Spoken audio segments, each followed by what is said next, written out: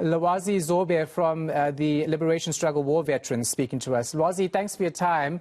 We appreciate it. What happened? Were you in this meeting?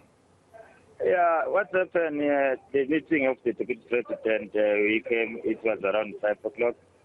We came at Sun Church's hotel, and the meeting delayed. It started at 6:30, but not delayed by us, delayed by the officials. And when we entered the meeting conference room, we find that the deputy president is not there. There is the Minister of Defense, the Deputy Minister of Defense, and the Minister in the President, and other members of presidential trust team. And as the meeting unfolds, we find that there is not appropriate for us. We can continue with the meeting whereby the deputy president or the president is not present. And after that, we request them, as they've been asked to come to us, that now it's us that we ask them to go and speak with the same person that we asked them to come here. To tell him that we want a meeting with him, especially president. And after that, they say they want to facilitate the process, but we see that the arrogance and the way that they behave is not correct. And comrades, they're starting to close the door so that they can facilitate this meeting and also for all of us to sleep. We can sleep if we sleep on the show. Okay, but what rights do you have to hold ministers and deputy ministers hostage? No, we never hold hostage. So you didn't want to let them leave the venue, though? Yes, because we want But that's holding someone hostage. When you deny them the right to leave a building, you're holding them hostage.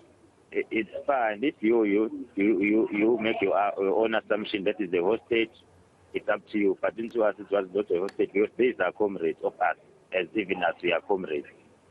So if now I'm speaking with my comrade that I put in the government, if he sees they does not want to do the right thing, which means they need to go and call the police to kill me because I want what belongs to us. No, our comrade, actually, Motise is the former member of Mkondo Estes. Makwete is the former member of Mkondo Estes, and the seniors, they know everything. Or it's because they already eat that our money now. They think that they can intimidate us with the police and special force. No, they can't do that. And you know what? We does not worry. If they want to kill us, they must kill us.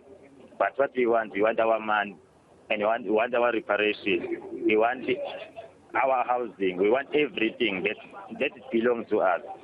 Here we talk about 27 years. You tell me when I sit with people for 3 hours, now is a hostage. No, it's not a hostage. This one are the comrades. We told them. And unfortunately, we're sitting on the side, even as we're sitting on another side, trying to find a solution. I don't know who called the special force and the military force and the SAPS, I don't know. But that one that he called them is the one that I think that is the one that is sabotage the program of the Liberation Struggle veteran. Or they're trying to silence us, but because we are soldiers, they can't silence us. Actually, they put us more moral to say, which means we are doing the right thing as they doing this, because they know that if our money they chow, some of them they will get arrested.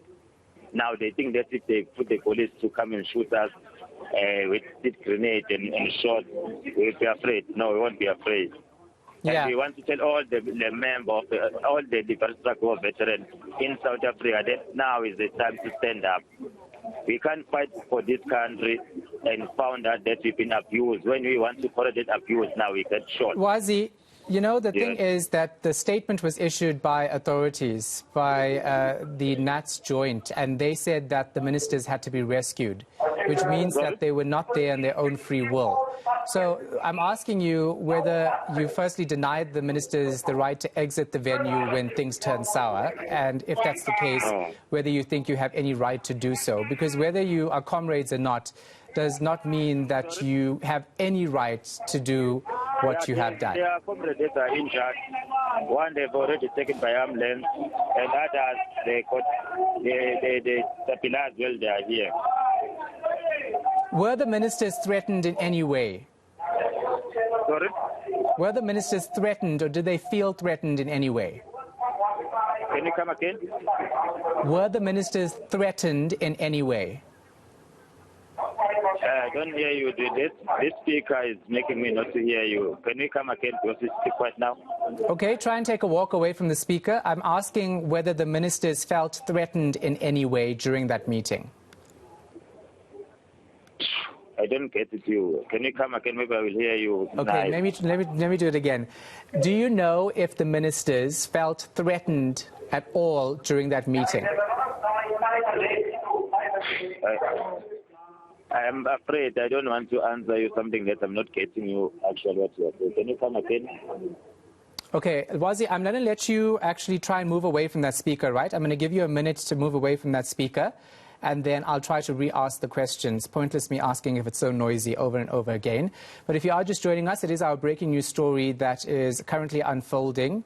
And our reporter Pule Letshwiti-Jones is there, but we're also speaking to Lwazi Mzobe, a member of the Liberation War Veterans. And if you're wondering, just for context, who is part of the Liberation Struggle War Veterans, it's MKMVA members, it's APLA and Azanla. And they're basically saying that government has used all of the money that is meant for them and they want that money back.